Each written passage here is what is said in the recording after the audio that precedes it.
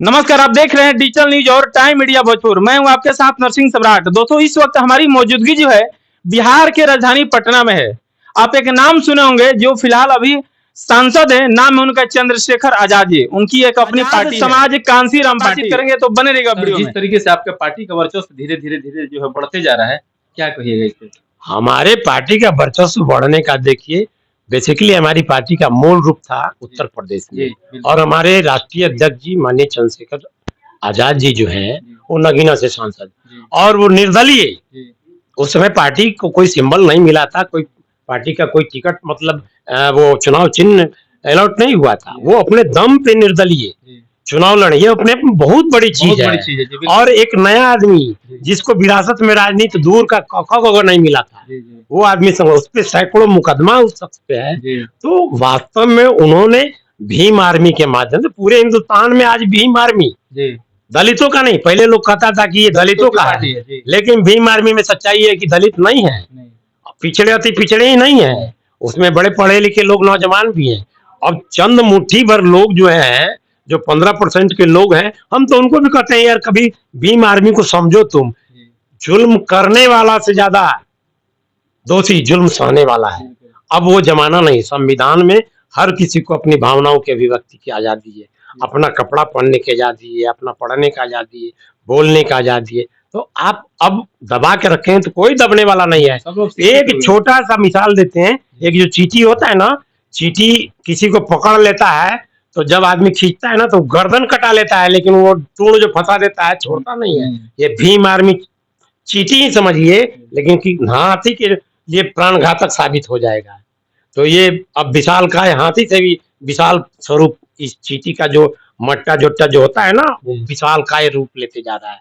और बिहार में निश्चित तौर पे ईमानदारी से हम लोग संघर्ष करेंगे तो आजाद समाज पार्टी कांसी राम जी की जो ये पार्टी है बड़ी अच्छी पोजीशन में रहेगी। सर, एक सवाल और मेरा है, इस पार्टी के लगभग इतने सीट हैं बिहार में, कितने सीटों पर लगभग चुनाव लड़ेगी, क्या कुछ जानकारी दीजिएगा? देखिए, तैयारी तो हम लोग कर रहे थे बिहार के सभी सीटों पे चुनाव लड़ने के लिए, लेकिन अभी हमारे राष्ट्रीय अध्यक्ष जी अब इस पे और हमारे प्रांतीय अध्यक्ष महोदय इस पे निर्णय लेंगे कि कहाँ कहाँ किस किस पार्टी द्वारा किस किस क्षेत्र से अपना प्रत्याशी तय करना है।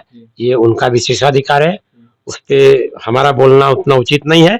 लेकिन मैं इतना जानता हूं कि हमें हमारे कंधे पे जो जवाबदेही दी गई है माननीय राष्ट्रीय अध्यक्ष और प्रांतीय अध्यक्ष जी के द्वारा, अब मैं अपने क्षेत्र के मालिक मतदाता से जाके मिलूंगा, और अगर वो हमको स्वीकार करते अपने प्रत्याशी तो इसके बाद फिर मैं आगे बताऊंगा कि मेरी और क्या रणनीति होगी, क्या क्या मेरी योजना है। शिक्षा, स्वास्थ्य और सम्मान हर तरीके से मैं दूंगा। जो आज से पहले आजादी से लेकर आज तक उस विधानसभा की पहचान नहीं जो मिली, मैं वो पहचान दिलाऊंगा।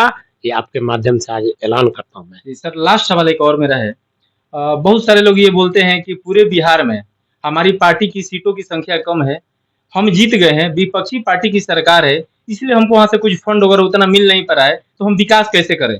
अगर सर ऊपर वाले की कृपा से अगर वहां की जनता आपको विधायक बना देती है तो ये समस्या भी आपके साथ आएगी, क्योंकि आपकी सरकार वहां नहीं रहेगी, आप अकेले विधायक रहिएगा। तो किस तरीके से सर लोगों को वहां पे विकास के रास्ते पे लेके जाइएगा? देखिए, विकास के लिए धन तो जरूरी होता है, फंड की जरूरत पड़ती है, लेकिन ये भी मान लीजिए कि आपकी नीयत सही होगी तो नीति चाहे कितनी भी गड़बड़ हो ना, आप उसमें इम्प्लीमेंट करके विकास कर लेंगे। विधायक का 2 करोड़ फंड होता है, अगर 5 साल में 10 करोड़ का फंड हुआ, लेकिन राज्य सरकार के यहाँ अगर आप कुशल नेतृत्वकर्ता के रूप में, एक विधायक के रूप में, मेंबर ऑफ लेजिस्लेटिव असेंबली के रूप में, एक जनप्रतिनिधि के रूप में आप वास्तव में पढ़े लिखे हैं, तो पहले तो आपको अपना मौलिक अधिकार समझना कि विधायक का क्या प्रोटोकॉल में क्या पावर है। वो राज्य सरकार को चिट्ठी लिखेगा कि हमारा फंड से ज्यादा का ये योजना है, ये आप स्वीकृत कीजिए, डीएम को लिख के दिया जाएगा। 2 करोड़ से थोड़ा होगा, एक विधायक चाहे तो अब 100 करोड़ का अपने क्षेत्र में विकास कर सकता है। उसके लिए उसके पास उतनी सोच होनी चाहिए, बुद्धि विवेक होनी चाहिए और कलम की ताकत होनी चाहिए। तो लोग पढ़ेंगे, लिखेंगे, समझेंगे तब तो।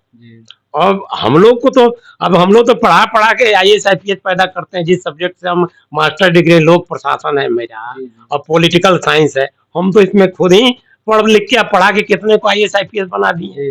तो हमको ये DM को पढ़ाने में दिक्कत नहीं होगी, क्योंकि DM जो पढ़ रहा है अब पढ़ के जो आएगा वो आज से 25 साल पहले हम पढ़ चुके हैं, अब पढ़ा के लोग को DM SP बना दिए।